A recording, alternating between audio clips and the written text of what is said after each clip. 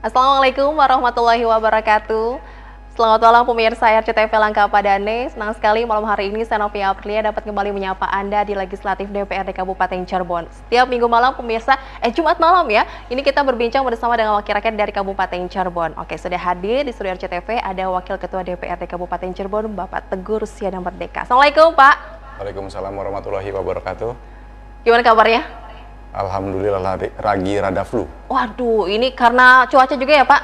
Cuaca dan musim. Oke, tapi tidak mengganggu aktivitas dong? Insya Allah Mbak. Tetap semangat? Selama masih ada nafas dan tenaga kita jalan terus. Totalitas, mantap sekali ya. Oke, ngomongin soal aktivitas, apa nih kesibukan Bapak nih sebagai anggota DPRD nih? Kebetulan ini tahun terakhir menjelang tahun politik, notabene adalah tahun terakhir kami dipercaya oleh masyarakat untuk memberikan suatu solusi kebijakan dalam bentuk apapun. Dan hari ini, kebetulan di minggu ini sedang ada pembahasan terkait perencanaan di perubahan dan termasuk perencanaan di tahun 2024. Oke. Rekan-rekan yang lain kebetulan sampai malam ini pun lagi membahas terkait kebijakan-kebijakan itu. Wow, sampai jam segini nih Pak? Masih. Masih ada beberapa rekan-rekan yang masih menggunakan konstitusinya untuk membahas kebijakan itu sendiri. Bayangkan jadi jam kerjanya itu sampai malam ya Pak? Bahkan 1 minggu pun tetap beraktivitas nih? Kalau di Tatip itu, jam kerja itu sampai jam 6 dan bisa dilanjutkan sesuai dengan kebutuhannya. Tapi faktanya wakil rakyat biasanya itu setelah kerja di rumah ataupun di luar itu menemui beberapa konstituen atau orang-orang masyarakat Kabupaten Cirebon dalam rangka untuk menyerap aspirasi itu sendiri. Oke, lalu senggangnya istirahatnya kapan nih sebagai wakil rakyat nih ya? Pintar-pintarlah mencari waktu untuk beristirahat dan waktu dengan keluarga. Iya, jadi udah tahu kiatnya nih Pak Teguh ya? Hampir rata-rata ya harus tahu, karena memang banyak kendalanya, apalagi menjelang tahun politik biasanya rekan-rekan itu banyak aktivitasnya yang tadinya 2 kali lipat, sekarang mungkin bisa jadi 10 kali lipat. Betul. Karena semakin memang sibuk nih. Ya, mencari kesibukan dan menyibukkan diri juga, supaya masih tetap bisa dipercaya ke depannya. Oh iya, betul-betul. Nanti saya mau nanya juga tuh ya. Tapi nanti dulu untuk awal-awal kita mau tahu nih Pak, ini kan tema malam hari ini adalah efektivitas peran DPRD di akhir masa jabatan. Ini kita mau tahu nih, Pak Teguh sendiri, apa sih Pak PR-PR yang sampai saat ini belum terselesaikan, sedang membahas apa sih tadi selain tadi di awal sudah disampaikan? Banyak banget Mbak Novi, khususnya masyarakat Kabupaten Cirebon juga, kami mencoba untuk memberikan informasi yang terupdate hari ini. Bahwa hari ini Kabupaten Cirebon masih tetap dengan kondisi darurat infrastruktur yang buruk, termasuk penanganan sampah yang masih kurang optimal, termasuk beberapa hal yang memang harus menjadi prioritas rekan-rekan pemerintahan daerah itu sendiri. Nah, kalau dipikir PR itu ya banyak. Karena lingkup kabupaten itu ada 40 kecamatan, 412 desa, dan 12 kelurahan. Ada 2,3 juta penduduk yang harus kita berikan kebijakan. Contoh kayak semacam jaminan kesehatan, jaminan pendidikan itu juga menjadi amanat undang-undang yang wajib menjadi pelayanan dasar, termasuk pelayanan IKTP dan yang lainnya. Banyak kendala di lapangan. Nah, kami ini mencoba mencari solusi yang terbaik supaya kedudukan legasi politik termasuk legasi kebijakan teman-teman anggota DPR itu bisa dirasakan dan dimanfaatkan oleh masyarakat pada umumnya. Kemarin juga yang disampaikan Pak Bupati hantaran perubahan ya Pak ya, itu juga masih difokus di infrastruktur.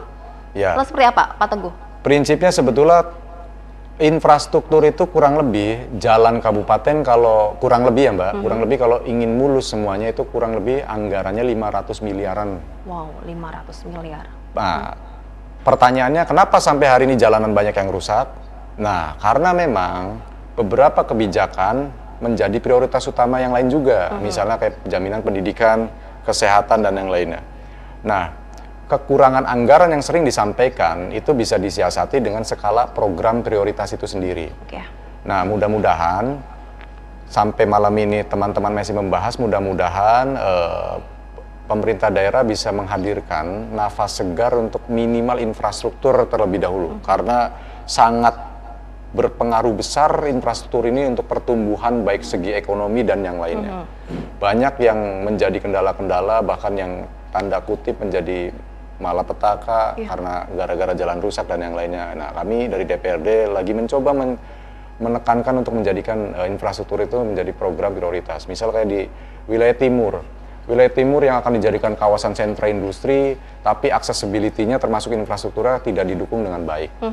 Terus di wilayah barat, di wilayah utara banyak juga yang seperti itu juga. Nah, akhirnya kami mencoba untuk melakukan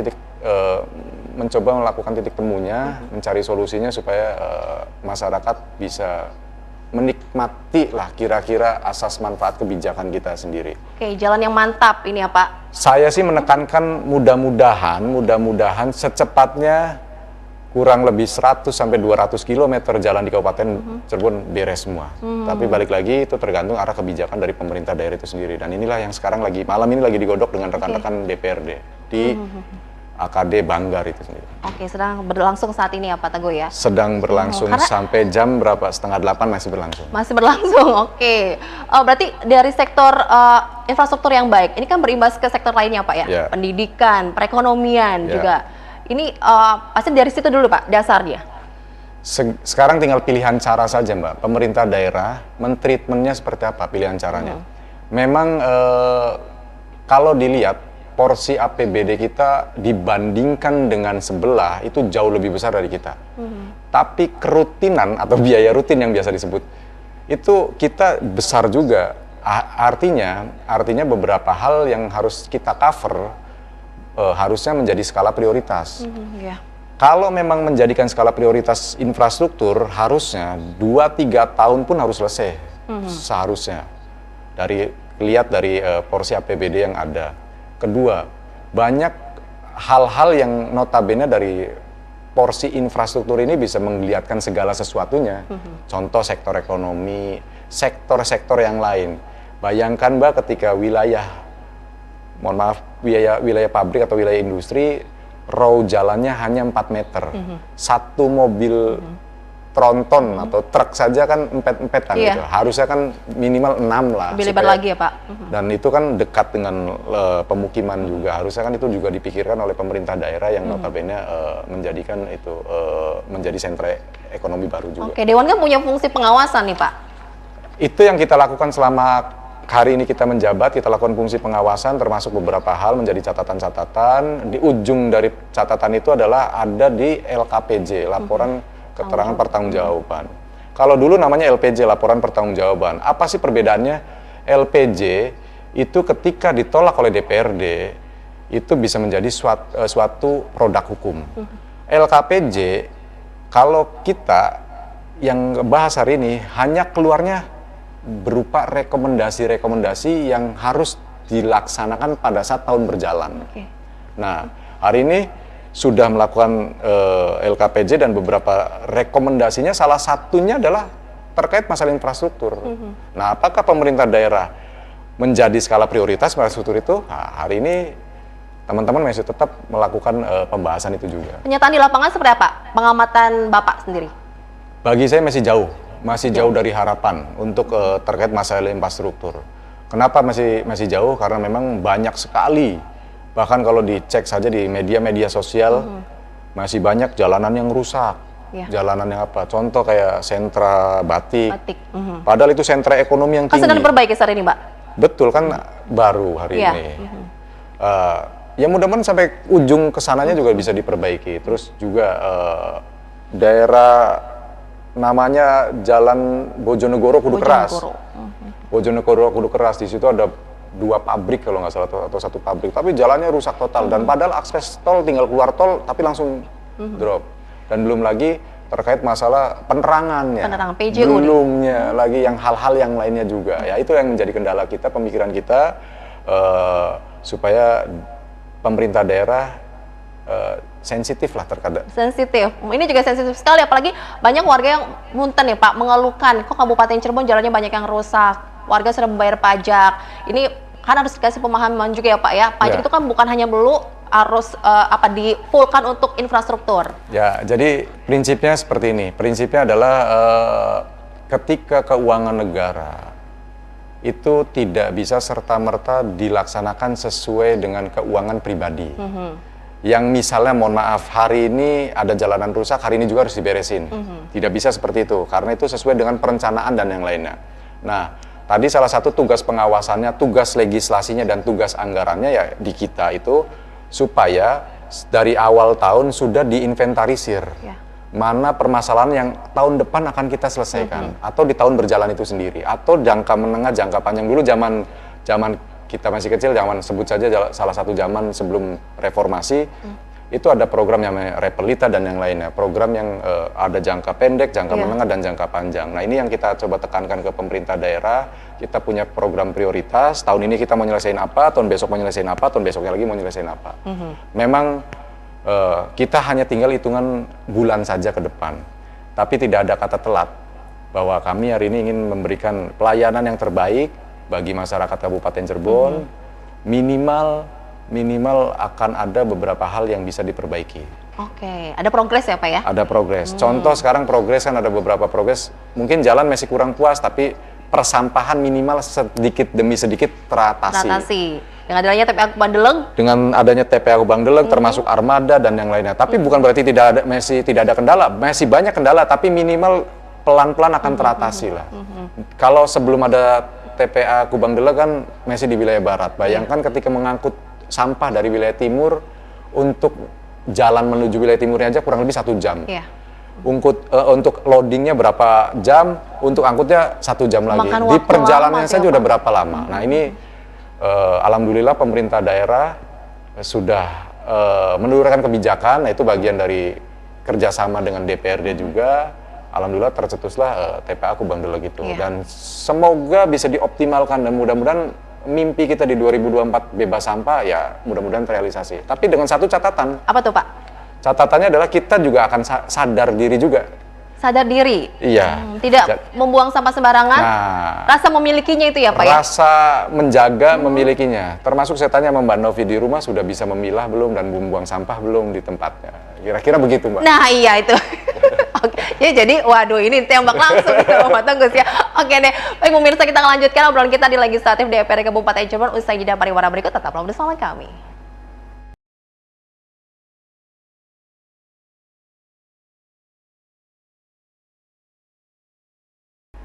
Legislatif DPRD Kabupaten Cirebon, pemirsa kembali hadir untuk Anda, masih bersama dengan Wakil Ketua DPRD Kabupaten Cirebon, ada Pak Teguh di sini.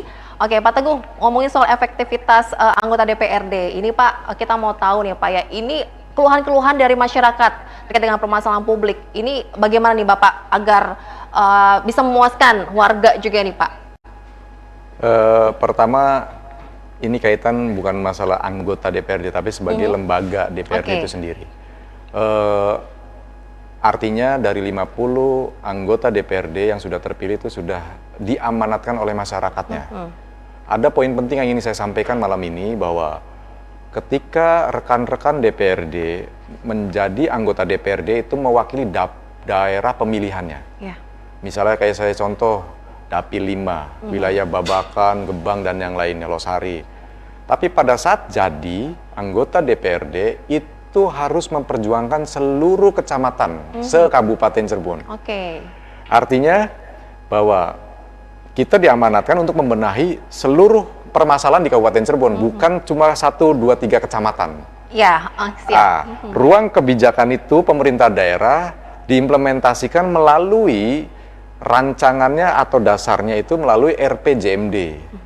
Nah, ketika menjadi topik bahasan di kami, setelah menjadi rencana kerja perangkat daerah RKPD itu sendiri, barulah kita bahas. Nah, di ruang-ruang yang lainnya ada ruang kerja, rapat dengar pendapat dan yang lainnya, itu bagian dari mengeksplorasi kebutuhan ke pemerintah daerah untuk hal-hal yang lainnya juga. Nah, inilah yang harus kita sampaikan kepada masyarakat bahwa insya Allah rekan-rekan yang 50 anggota Dewan ini lagi bekerja secara optimal demi menghadirkan satu kebijakan yang punya manfaat besar untuk masyarakat. Banyak dari warga yang menyampaikan ke Bapak tuh mereka menginginkan yang apa sih Pak? Lebih cepatnya itu, kita untuk infrastruktur lah itu pasti ya Pak ya. Yang lainnya apa Pak Teguh? Banyak sekali Mbak, kalau dirunut permasalahan bukan hanya Cirebon, di seluruh kabupaten kota, bahkan Indonesia pun sama. Banyak permasalahan tapi mungkin ada batasan. Baik, batasan anggaran, batasan-batasan ruang lingkup kerjanya itu sendiri. Misalnya kayak contoh, banyak petani yang berharap proses irigasi di Cirebon itu berjalan dengan optimal. Oh ya. Tidak ada bahasa harusnya tidak ada bahasa kalau musim kering kekeringan, kalau musim hujan kebanjiran. Oh ya. Padahal berapa puluh ribu lahan sawah di Kabupaten Cirebon, kalau bisa 2 kali panen atau 3 kali panen, syukur-syukur kan, itu berapa ton yang bisa dihasilkan. Termasuk, mohon maaf, kali-kali besar juga yang notabene dibutuhkan dengan sektor-sektor lain untuk sektor industri dan yang lainnya. Itu juga kan masih banyak kendala, sedimentasi dan yang lainnya. Ada salah satu kali yang tadinya lebarnya 20-40 meter, hari ini ada yang cuma 5-7 meter. Iya. Nah, tapi ngomongin ini soal itu juga, kita juga kan sekarang ini lagi krisis air bersih nih Pak. Ya, itu makanya dari situ harusnya kan kita bisa menata air itu. Padahal kita dekat dengan sumber mata air Kuningan. Tinggal kita arahkan saja. Makanya ada beberapa kemarin dari Kementerian PUPR hadir di Cirebon, kami menyampaikan juga bahwa kami minta untuk ketersediaan air diperhatikan lah, ketersediaan air bersih. Belum lagi nanti permasalahan-permasalahan ketika ada hal-hal yang seperti di kota-kota besar. Di kota-kota besar itu untuk mencari air susah. Makanya orang pada bayar, lebih rela bayar dibanding beli itu ya Pak? Beli dan lain-lain. Hari ini Kabupaten Cirebon, kalau kata Kus+ itu, apa namanya, ini aja dahan aja bisa jadi pohon gitu. Pohon, oh iya. Di Cirebon itu kaya, banyak sekali Mbak, hal-hal yang bisa kita optimal. Potensinya banyak sekali. Misalnya kayak ada perencanaan beberapa tahun yang lalu, Waduk Cipanundaan, misalnya itu kan bisa dioptimalkan dalam rangka ketersediaan air, termasuk juga persediaan air bersih itu sendiri. Hari ini kan memang termasuk iklim juga lagi sangat tidak mendukung, banyak yang bahkan tadi siang saya melihat indikator di handphone saya itu sampai mencapai 34-36 derajat. Itu, karena cuaca juga, tapi kan harusnya kan bisa diantisipasi nih Pak. Ya, nah itu kan pemerintah daerah sudah mencoba memberikan pemahaman kepada kami selaku kita mitra kerja untuk melakukan pemahaman, tapi minimal kan kita harus punya penanggulangan ke depan seperti apa ketika terjadi seperti ini. Mudah-mudahan sih di Cirebon nanti di 2024 khususnya satu masalah bisa minimal teratasi lah. Oke, kenapa nunggu 2024 Pak Teguh? Bebas sampah 2024. Prosesnya sih ya Pak? Perda sampah itu disahkan, itu sudah 2023 sudah berjalan. Artinya ini sedang perjalanan. Ya. Kenapa saya bilang di 2024 ini? Karena kemarin kita konsentrasi di masalah persampahan, dan alhamdulillah ketika perda sampah disahkan, terus TPA Kubang Deleg jelas juga, itu kan menurut saya progres. Kedua, hari ini kita mencoba mengkonsentrasikan salah satunya ke program infrastruktur. Mungkin itu juga salah satunya ke irigasi juga. Kenapa dibilang ke 2024 tadi saya bilang, balik lagi flashback, ini adalah perencanaan. Ketika tahun berjalan, itu perencanaannya di tahun sebelumnya. Iya. Jadi tidak mungkin nggak ujuk-ujuk gitu. Nggak ujuk-ujuk ada. Nah, memang saya pahami bahwa kebutuhan tidak harus nunggu tahun depan. Tapi pada prinsipnya berarti bukan cuma anggota DPRD, tapi seluruh SKPD pun wajib menginventarisir segala permasalahan yang ada. Oke, dinas terkaitnya harus termasuk bisa. Dinas terkaitnya. Oke, kita coba angkat telepon dulu pemirsa. Halo, selamat malam Legislatif. Halo. Ya, bisa dicoba kembali 0231482138 untuk Anda pemirsa yang ingin berpartisipasi bersama dengan Wakil Ketua DPRD. Temanya adalah efektivitas peran DPRD di akhir masa jabatan. Halo, selamat malam. Dengan Bapak siapa ini? Selamat malam. Iya, Bapak siapa ya? Selamat malam. Pak Hermawan di Sumber. Oke, Pak Hermawan. Silakan Pak Hermawan. Ya. Selamat malam Pak yang terhormat Dewan Pak Teguh. Salam hormat Pak. Ini motonya bagus ini di akhir masa jabatan DPR yang sudah periode 5 tahun ya, artinya periode pertama. Mudah-mudahan Pak Teguh kepilih kembali lah. Amin. Iya. Ya, saya berdoa lah. Saya menyoroti infrastruktur Pak Teguh. Dari sisi regulasi jelas, Dari sisi budgeting, tahu sendiri saya mengerti tentang kondisi Kabupaten Cirebon. Tapi lagi-lagi Pak Teguh, saya yang tidak atau kurang puas dari sisi controlling DPR kepada SKPD yang berkaitan dengan infrastruktur. Sebagai contoh, kaitannya tadi bicara irigasi. Kalau wilayah timur kan kita sudah ambil dari Waduk Dharma ya. Waduk Dharma, betul. Waduk Dharma. Kalau dari wilayah utara atau sana, ini kan ngambil dari Jati Gede. Lagi-lagi Pak, kalau kebetulan saya juga orang Panguragan, nah, Pak Teguh bisa lihat sendiri. Coba lihat jalan dari Arjawinangun menuju Panguragan. Itu hanya satu-satunya truk yang tidak lepas rodanya. Kalau mobilnya sepi, Pak Teguhan rusak. Nah, saya mengerti tentang kondisi dana yang memang kecil, apalagi bicara APBD, taruhlah kurang lebih 4 triliun, sedangkan untuk belanja pegawai 70% lebih lah. Artinya dari sisi 30% dari sisi untuk belanja masyarakat. Nah, ini dibagi beberapa program. Nah, dengan kondisi ini Pak, sekali lagi yang terhormat, mumpung ini belum selesai Bapak tunjukkan kinerja terakhir supaya peninggalannya baik. Apa? Kelihatannya dia dari sisi perencanaan yang tidak pas. Sebagai contoh, pada waktu menyikapi KUAPPS APBD perubahan, ini yang tidak pas. Coba lihat dari rensanya, masuk enggak? Apalagi bicara tadi RKPD, ketika rensanya tidak pas di APBD perubahan, seharusnya Bapak dari sisi fungsi kontrolnya langsung mengkat, SKPD janganlah tidak sesuai. Artinya nanti perencanaan sama dengan vaksin tidak nyambung. Ya, tadi Bapak tahu sendiri, ada dulu sungai-sungai yang lebarnya 7 meter, sekarang 3 meter. Nah, kata kuncinya mudah Pak, efisiensi. Kalau sekarang kan inefisiensi. Nah, ini itu kata kuncinya. Dari mana Pak Hermawan? Ya dari controlling Bapak kepada SKPD memanggil. Coba cocokkan rensanya, renjanya, tahunannya. Kalau nyambung insya Allah jalan. Sehingga Bapak pada waktu akhir masa jabatan peninggalnya bagus. Kalau sekarang dari segi controlling Bapak, saya bilang nilainya jeblok Pak. Siap. Oke, ya, kalau saya bilang, kalau saya guru, saya ambil Bapak nilainya 50 Pak.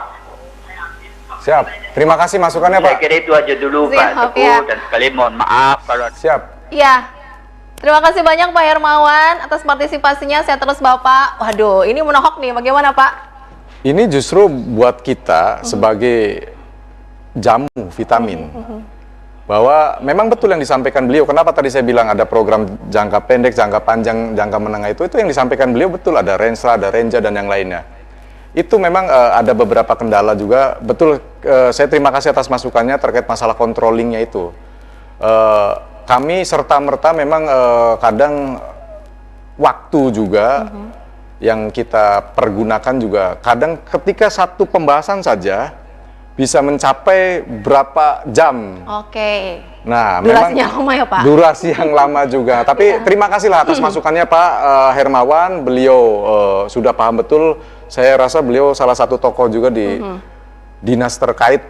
Jadi nanti akan coba saya perbaiki. Ini bagian dari masukan buat kami juga, suplemen, vitamin buat kami supaya jangan sampai nilainya tadi 50 lah. Ya, harus meningkat ya Pak? Harus meningkat semuanya. Tapi yang paling utama adalah, hari ini kami secara kelembagaan mencoba menjadi sebagai lembaga yang kira-kira bisa mengakomodir keinginan masyarakat itu sendiri. Ini juga selalu memperhatikan nih, apa ya, sebagai anggota Dewan juga perlu ya Pak ya, perhatian dari warga seperti ini ya Pak ya? Perlu, sangat perlu sekali, sangat perlu sekali. Tapi kalau dari lihat bahasa Pak Hermawan yang tadi, ada ribuan orang yang seperti Pak Hermawan, ingin ada suatu perubahan. Baik di kalangan yang mohon maaf eksekutif ataupun legislatif yang punya tataran apa ya, prioritas dan konsistensi. Oke. Yang Tadi kata paling kuncinya penting, katanya Pak efisiensi gitu Pak. Ya, efisiensi itu kan beberapa hal menjadi indikator ya Mbak. Tadi disebutkan tahun berjalan itu bisa nyampe 4T APBD. Oke. Tahun berjalan. Tapi biasa di APBD itu 3,4 sampai 3,6. Biasanya seperti itu. Nah, tapi tadi beliau yang menyampaikan sendiri. Iya. Ada berapa persen yang kalau orang bilang, orang biar diserapnya gampang, orang masyarakat umum bilang ya kebutuhan yang rutinnya itu lebih banyak. Iya. Nah, artinya apa? Harusnya hari ini pemerintah daerah punya prioritas penting yang harusnya satu masalah diselesaikan aja dulu. Kan Bapak bisa panggil, SKPD tadi kata Pak Hermawan. Betul, yang disampaikan Pak Hermawan tadi dipanggil itu dalam rangka controlling termasuk ke Renja dan Rensrannya, karena sering sekali ada perbedaan. Jadi di dalam pembahasan KUA tadi bahasanya Pak Hermawan ada di KUA PPS-nya tidak sinkron dengan yang lainnya. Nah ini yang harus kita coba akseskan. Oke. Temukan titiknya supaya nafasnya sama. Pemerintah daerah eksekutif inginnya membuat yang terbaik. DPRD ada 3 fungsi, tadi mungkin 2 fungsinya alhamdulillah mungkin dapat nilai baik sehingga dapat tidak dapat penilaian. Iya. Tapi satu kontrolinya kita masih kurang. Nah, Tapi Bapak mengakui nggak nih? kalau dibilang mengakui ya kami mencoba memaksimalkan kinerja kami, termasuk dalam pembahasan-pembahasan pun beberapa, kebetulan kalau pimpinan DPRD itu menjadi koordinator di masing-masing komisi. Nah, koordinator itu biasanya menanyakan atau biasanya di sebaliknya komisi itu melaporkan bahwa sudah membahas ini. Nah, bagian dari itu kan termasuk dengan kita ada rapat internal terkait perencanaan untuk bulan depan seperti apa yang akan mau dibahas menjadi prioritas dan yang lain-lain. Ini kan yang menjadi PR kita lah. Kalau ditanya apakah Bapak mengakui, kami semaksimal mungkin bekerja dengan sesuai tusinya masing-masing. Oke, sudah berusaha ya pastinya Sudah ya. berusaha maksimal. Tapi ini kan kritikan, ini masukan buat kami untuk memperbaiki. Masih ada loh yang kekurangan dari kami. Jangan sampai kita juga menutup diri. Wah, kita udah bagus, kita udah baik, udah bekerja semaksimal mungkin. Orang yang sudah maksimal pun belum tentu 100% bisa. Iya. Artinya masih ada kekurangannya. Nah, bagian dari inilah, di malam inilah mudah-mudahan kita bisa memperbaiki tadi dari penilaian Pak Hermawan. Oke, kesulitannya apa sih Pak? Apakah mensinkronkan visi misi dengan eksekutif atau bagaimana nih Pak? Tidak ada bahasa visi misi. Oke, siap. Karena visi misi itu ada di calon bupati. Oh, sorry. Jadi apa ya? Oh, pokoknya tujuan. Ya. Sama juga ya Pak ya. Jadi prinsipnya begini.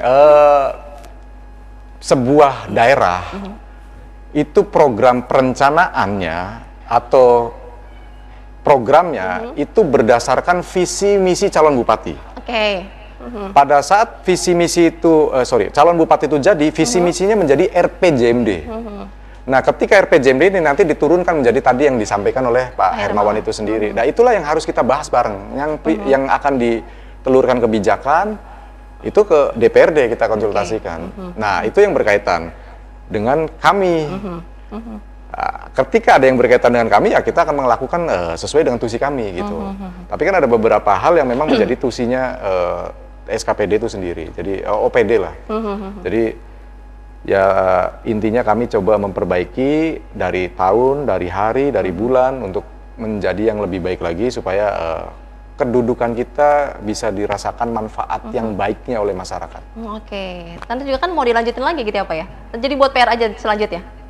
Kita tidak pernah ada bicara nanti dan gimana, tapi yang penting sekarang lakukan yang terbaik. Saya yakin semua anggota DPRD yang hari ini duduk ingin membuat sesuatu yang terbaik. Yang terbaik pastinya untuk warga Kabupaten Cirebon. Oke deh, kita akan lanjutkan pemirsa usai jeda berikut, tetaplah bersama kami, jangan kemana-mana.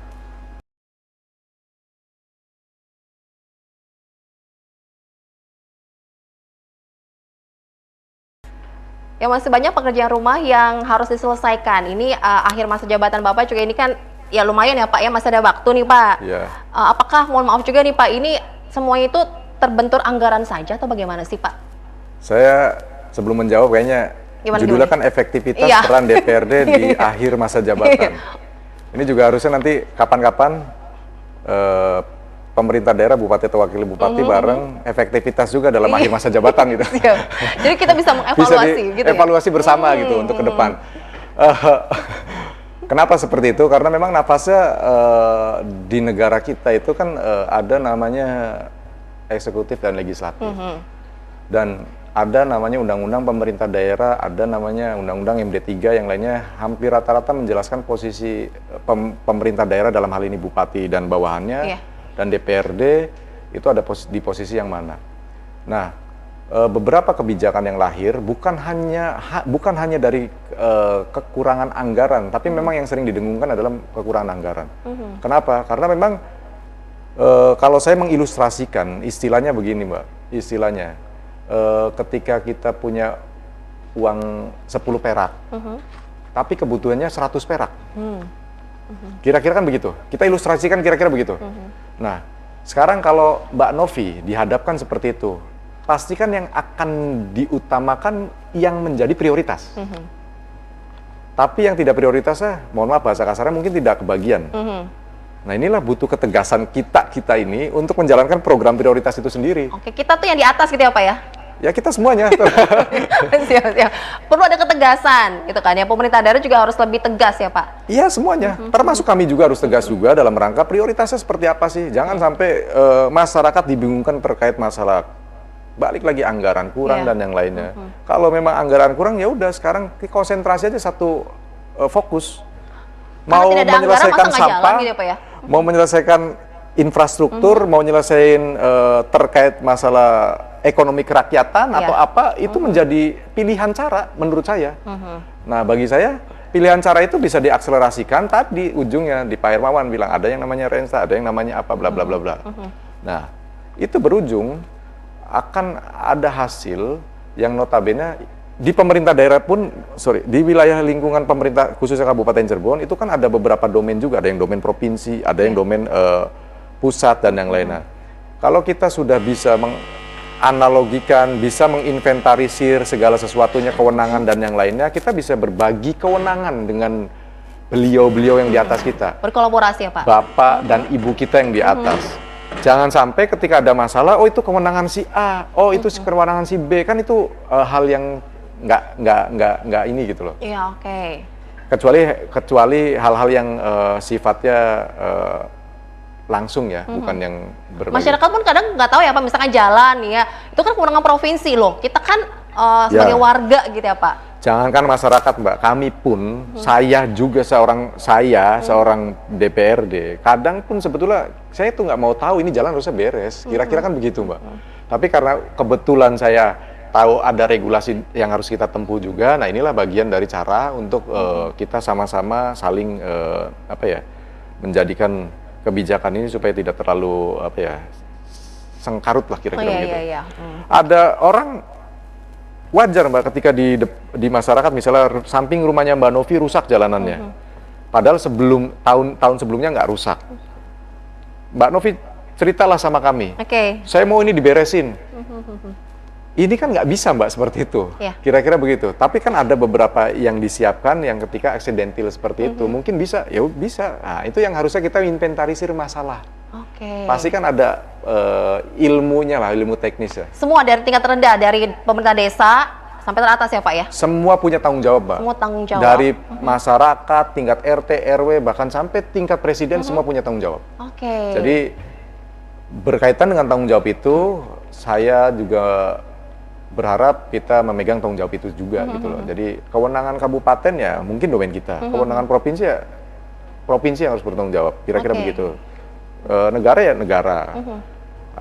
Ada satu cerita bahwa ketika, mohon maaf, saya harus menyampaikan di malam hari ini ke pemirsa RCTV bahwa ketika perda sampah disahkan, saya agak tenang karena ada pembagian tanggung jawab. Bahwa karena saya punya satu lahan yang sering dilempari oleh sampah. Tapi ketika ada sampah di pinggir jalan dekat rumah saya yang dimarahin. Logikanya seperti apa gitu, Mbak. Oke. Nah, ini maksud saya kita juga harus berbagi tanggung jawab. Nah, ketika ada perda sampah, desa punya tanggung jawab apa, pemerintah kabupaten punya tanggung jawab apa. Beberapa teman-teman di bawah, termasuk tingkatan desa, masih banyak kekurangan yang harus kita support dari pemerintahan daerah. Nah, itu bagian dari yang tadi saya sampaikan, prioritas itu sendiri. Mudah-mudahan semua keinginan dari pemangku kebijakan itu bisa diselesaikan secara baik dan secara sehingga dampaknya oleh masyarakat dirasakan betul. Merata Ini baru ya, Pak? ini baru satu problem tadi, infrastruktur, irigasi, dan sama sampah. Belum lagi permasalahan-masalah ekonomi kreatif, misalnya. Belum lagi masalah kepemudaan dan olahraga. Belum lagi masalah-masalah yang lain. Nah, banyak, Mbak. Masih banyak, Mbak. Kalau dari sudut pandang itu, kalau dilihat dari sudut pandang sampah mungkin kita lebih baik dibandingin yang lain, dibandingin yang kemarin-kemarin. Tapi dari sudut pandang infrastruktur kita jauh lebih buruk, kira-kira begitu. Wow, begitu ya Pak ya? Baiklah, ngomong-ngomong juga Kabupaten Cirebon kan sebentar lagi nih Pak akan menghadapi Pilwu. Ya. Nah ini juga kan perlu juga nih ya dari pemerintah desa juga kan ada andil ya Pak untuk bisa membangun Kabupaten Cirebon biar lebih bagus lagi nih. Ini persiapan untuk Pilwu gimana nih Pak, kok belum ada apa ya gaung-gaungnya nih? Pak Teguh, bagaimana Pak Teguh? Informasinya nih Pak. Setahu saya Pilwu kurang lebih tanggal 22 atau 23 Oktober, setahu saya. Tahapan sudah berjalan. Seingatnya saya kalau tidak salah itu tanggal 18 sudah penentuan yang menjadi calon atau nomor urut atau apa saya lupa tuh. Nah, artinya apa? Ada 100 desa di Kabupaten Cirebon yang mencoba melakukan proses demokrasi itu. Yang notabene masyarakat harus dihadapkan oleh calon pemimpin-pemimpinnya itu yang mempunyai visi dan misi untuk membangun desanya. Saya yakin semua calon visi misinya baik. Kebutuhan apa yang paling diutamakan, kebutuhan apa yang paling diprioritaskan di pemerintahan desa itu, itulah yang menjadi bisa, mohon maaf bahasa kasarnya, itulah yang bisa dipilih oleh masyarakat desa itu sendiri. Misal, biasanya di beberapa desa udah kalau sampah dan jalan udah pasti jadi omongan lah. Ya. Udah itu dan pasti menjadi prioritas semua. Ada beberapa lagi yang notabene mungkin ada yang sektornya sektor pariwisata desanya bisa digenjot dengan sektor pariwisata. Dan beberapa hal-hal yang lainnya lagi, Mbak. Banyak potensi kita, Mbak, sebetulnya. Kita alhamdulillah Mbak, di PAD kita secara kabupaten itu meningkat. Secara kabupaten itu meningkat dan mudah-mudahan desa juga bisa menjadi leading sektor ekonomi ekonomi mikro di tingkat bawah yang tidak akan pernah punya dampak apapun. Saya kadang sedih, Mbak. Kenapa tuh Pak? Ada beberapa rekan-rekan sahabat dari luar kota datang ke Cirebon itu ingin makan atau ingin kuliner lah. Kan kita banyak, Pak. Khas Cirebon. Tapi faktanya kan larinya pada ke tetangga kita. Oh, oke. Di kota maksudnya? Ya. Ya. Walaupun yang mungkin yang berjualan orang kabupaten dan yang lainnya, tapi kenapa kita nggak create untuk membuat wilayah Cirebon itu sendiri? Itu kan mas PAD-nya beda ya, Pak ya? Beda. Pajaknya beda, itu kan. Nah, itu. Itu satu hal, Mbak. Dan alhamdulillahnya Kabupaten Cirebon, alhamdulillah Mbak, masih punya satu-satunya jalan yang siklus ekonominya tinggi. Di wilayah? Namanya Jalan Tuparev. Oke. Nah, bayangkan kalau misalnya di Kabupaten Cirebon ada 10 jalan kayak Tuparev. Berapa ribu orang yang akan bisa memanfaatkan itu, bahkan ratusan ribu mungkin. Oh iya. Terusmi juga oke ya, Pak? Terusmi oke. Pleret yang banyak empal itu, Pak? Ya, oke. Tapi kan tidak seramai Tuparev itu ya, Pak? Dan paling tinggi kan sekarang Tuparev kan dari Kabupaten Cirebon. Nah, tapi kalau mungkin sentra batik Trusmi. Tapi ada satu lagi sentra batik, jangan lupa juga, Mbak. Itu ada di Ciwaringin. Itu juga kita harus perhatikan. Iya. Kan ada pembeda antara produk yang dihasilkan Ciwaringin dan produk yang di... Nah, itu yang harus kita gelorakan semuanya. Makanya hari ini sebelum Mbak Novi sentuh... Apa tuh? Hari ini ada masih dalam proses pembahasan raperda terkait dengan kebudayaan. Salah satunya ya untuk melingkupi ruang lingkup kebudayaan itu sendiri. Cirebon itu ribuan kebudayaan, Mbak. Ribuan kita punya. Banyak maestro kebudayaan dari Cirebon, maestro-maestro budaya. Jadi kita mau dibawa kemana ya tinggal hari ini silahkan masyarakat menilai. Oke, jadi lebih ini ya tertata lagi ya Pak ya? Perhatiannya, Lebih gitu, perhatiannya, maestro-maestro lebih yang kita. lainnya. Makanya ini kan banyak Mbak. Sebenarnya PR kita itu banyak sekali, banyak sekali. Mohon maaf saya sebut saja salah satu sentra, ini bagian dari budaya, budaya religi. Oke. Kita punya namanya Makam Sunan Gunung Jati. Makam Sunan Gunung Jati. Satu hari itu bisa nyampe ribuan orang hadir ke sana, lokal maupun di luar Kabupaten Cirebon. Itu masih lingkup kabupaten. Bayangkan kalau ketika dioptimalkan. Oke, roda perekonomian. Roda perekonomiannya lebih tinggi. Bahkan banyak penjara hanya datang, pergi lagi. Iya. Gimana caranya kita harus bisa orang itu stay sehingga banyak buang duit di daerah itu, masyarakat iya. daerah situnya hidup ekonominya, Betul. jadi hidup semua Mbak. Jadi magnet ya Pak ya? Jadi magnet Lebih salah satu. greget lagi wilayah Seluruh Cirebon Indonesia ini ya? hampir rata-rata ingin berziarah ke makam Wali Songo, salah satunya adalah di situ dan paling utama Jati. sebetulnya. Wow, luar biasa. Kita sudah terkenal ya Pak ya. Gimana caranya lebih dikenal lagi? Lebih dikenal lagi Mbak. Kalau perlu, ini dari seorang pribadi, Oke. ide dan gagasan. Misalnya buatlah haul Sunan Gunung Jati, Oh, Sunan Gunung Jati. Wow, kota kabupaten bayang ya, Pak. bareng, Berapa orang yang dibuat datang ya? jadi sentra wisata baru. Wah itu. Keren banget nih Pak Teguh ya. Oke, dan kita akan lanjutin lagi pemirsa, masih ada satu kesempatan. Usai jeda berikut, tetaplah bersama kami.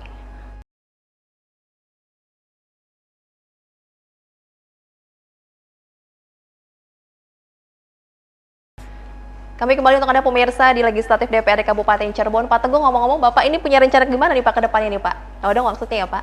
Apa tuh? Tetap di Cirebon saja atau sudah mau naik tingkatnya nih Pak? Ini bukan bagian dari kampanye, karena Mbak Novi yang nanya. Loh, ini kan berkaitan dengan tema akhir masa jabatan. Kita mau Ya. tahu juga dong planning ke depannya. Jadi kebetulan saya maju lagi untuk di kabupaten. Prinsipnya harus ada yang memang berkelanjutan untuk dibenahi lagi lah. Tetap di sini ya Pak? Tetap di sini. Oke, karena masih banyak PR yang belum diselesaikan. Masih banyak PR yang belum diselesaikan dan masih banyak beberapa hal yang mungkin menjadi PR saya yang harus saya pertanggungjawabkan ke masyarakat Oke. supaya sesuai harapan. Gitu kan.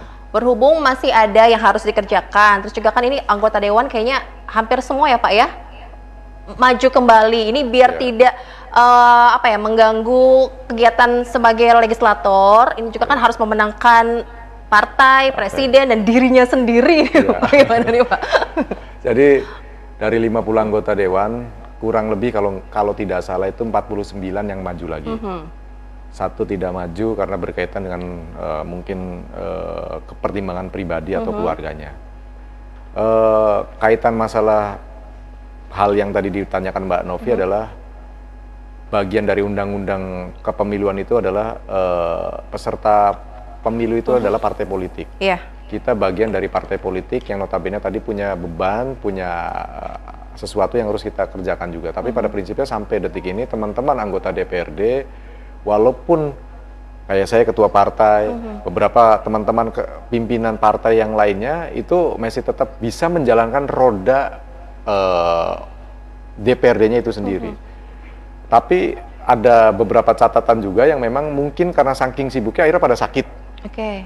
Nah, dan termasuk juga dengan iklim iklim cuaca yang seperti ini juga akhirnya membuat beberapa, bukan cuma anggota dewan, teman-teman juga banyak yang sakit juga, banyak yang flu dan yang lainnya. Inilah yang mungkin menjadi kendala ke depannya, tapi pada prinsipnya agenda DPRD sampai akhir masa jabatan akan tetap berjalan sebagaimana mestinya. Dan rekan-rekan anggota DPRD punya tanggung jawab. Dan mereka sudah disumpah jabatan akan bertanggung jawab atas itu semua. Jangan sampai mengganggu kelembagaan ya Pak? Insya Allah saya percaya dengan rekan-rekan saya tidak akan mengganggu kelembagaan itu sendiri. Oke, soalnya kan punten nih, jadi kan fokus ke kampanye, apalagi sebentar lagi kan ya Pak, nanti Ya. tuh Pak. Jadi yang penting memikirkan diri sendiri begitu. Nanti kan bisa dilanjutkan di periode berikutnya. Sekarang belum masa kampanye, Mbak. Oke, bentar Sekarang lagi belum lah masa nanti lah. kampanye. Tapi sekarang dari pasca dilantik sampai sekarang pun saya menyebutnya bukan kampanye sebetulnya, masih musim silaturahmi. Oh, Mbak. silaturahmi. Kecuali Tipis-tipis mungkin- lah ya, Pak. Kecuali zaman COVID mungkin kan. Zaman COVID kan mengumpulkan beberapa orang kan tidak boleh. Makanya ini rekan-rekan juga kan hampir mungkin jam kerjanya rekan-rekan DPRD yang hari ini sudah diamanatkan oleh masyarakat bisa 24 jam rekan-rekan itu bekerja. Kenapa? Begitu pulang dari kantor pasti silaturahmi dengan beberapa orang atau mungkin sudah ditunggu tamunya di rumah. Nah, itu yang menjadi tanggung jawab sebagai anggota DPRD yang diamanatkan oleh masyarakat khususnya. Bapak berarti benar ya, Pak? Menjanjikan ini ya, Pak? Janji saya. Tapi kalau untuk person to person masing-masing itu kan ada di tanggung jawab masing-masing. Masing-masing. Oke. Jadi prinsipnya kalau saya secara pribadi akan lebih banyak mengutamakan kegiatan-kegiatan yang sifatnya prioritas itu sendiri. Prioritas itu kan bisa dilihat dari mana. Nah, seandainya memang banyak agenda mendekati tahun politik ini, apalagi partai selalu memanggil, apalagi banyak pimpinan partai nih. Nah, termasuk saya hampir setiap minggu. Itu dia. Setiap minggu ada kegiatan konsolidasi dan yang lain. Tapi insya Allah sampai hari ini kan tidak mengganggu program DPRD itu sendiri. Alhamdulillah jadwal tidak terganggu lah di DPRD. Lancar ya, Pak? Lancar, dan alhamdulillah kita komunikasi dengan teman-teman pimpinan DPRD yang lainnya, insya Allah lancar terkait masalah pembagian ini. Tugas, hari ini rekan-rekan pimpinan ada yang menjadi pimpinan rapat di AKD yang lain, saya di sini, dan ada beberapa yang menggunakan untuk kan banyak undangan, acara hadir betul. Itu kan kadang kita juga membagi waktunya, Pak. Waktu dan badannya itu sendiri agak susah. Oke, karena kan punya tugas juga nih untuk persiapan generasi emas ya, Pak. Nah, bagian dari tugas dari wakil rakyat juga nih. Jadi prinsipnya begini, Mbak. 2045 itu tagline-nya Indonesia adalah Indonesia Emas, Indonesia Sejahtera. Hari ini Cirebon, Kabupaten Cirebon, 62% itu generasi Y dan Z. Pertanyaan saya, rekan-rekan pemuda atau generasi Y dan Z ini sudah menyiapkan diri belum untuk menghadapi Indonesia Emas itu sendiri? Nah, saya berharap andil serta rekan-rekan generasi Y dan Z ini atau yang biasa disebut milenial berkecimpung dan sensitivitas terhadap kebijakan-kebijakan yang ada di daerah itu sendiri. Untuk pembangunan daerah itu sendiri kok, manfaatnya untuk kita juga sendiri. Berkontribusi ya, Pak? Karena kalau kita lewat di bonus demografi ini, ya wassalam. Oke, punya kiat apa atau pesan-pesan untuk warga Kabupaten Cirebon juga nih, Pak? Kiatnya sebetulnya berpikiran positif, berlaku positif, dan pokoknya yang positif-positif lah. Positif. Oke, positif juga nanti maju lagi gitu, Pak. Ya, positif maju juga lah. Siap. Oke deh. Oke, Pak, kesimpulannya bagaimana sebagai wakil rakyat efektivitas peran DPRD di akhir masa jabatan ini? Bagi saya sampai detik ini memang banyak beberapa catatan harus kita evaluasi, menjadikan evaluasi kita untuk membuat kinerja kita jauh lebih baik lagi. Tapi prinsipnya hari ini DPRD itu sendiri alhamdulillah sudah ada di arah progres yang lebih baik juga. Oke, semoga kedepannya lebih baik lagi ya, Pak. Semoga kedepannya lebih baik lagi. Kita bukan bisa memuaskan seluruh pihak, tapi minimal kita bisa secara bertahap sesuai dengan keinginan lah, secara bertahap.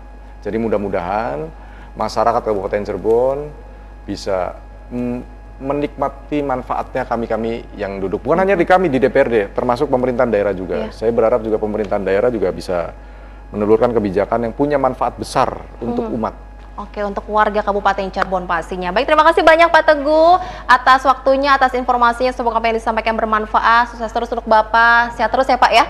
Oke, terima kasih pemirsa untuk Anda yang sudah menyaksikan Legislatif. Semoga bermanfaat. Saya Novia Abdullah pamit. Sampai jumpa. Wassalamualaikum warahmatullahi wabarakatuh. Waalaikumsalam.